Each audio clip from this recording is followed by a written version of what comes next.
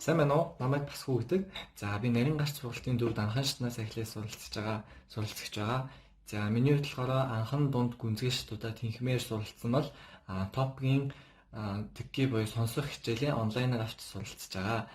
За манай онлайн хичээлийн үед болохоор очраагч өөрөө заадаг. Тэгээд маш их дэлгэрэнгүй ойлгомжтой заадгаас гадна төггий буюу сонсох хичээл шаардлагатай мэдээллүүд, тэгээд зарим нэг танин мэдхийн яг шалгалтанд ирдэг тийм мэдээллүүдийг биднэрт бас лекц маягаар сонсгож өгдөг. Тэгээд тэр нь маш их хичээлээ ойлгоход төхөмтэй. Тэгээд цаашдын шалгалтанд ирэх асуултуудад бэлтгэх маш их хэрэгтэй юм шиг санагддаг.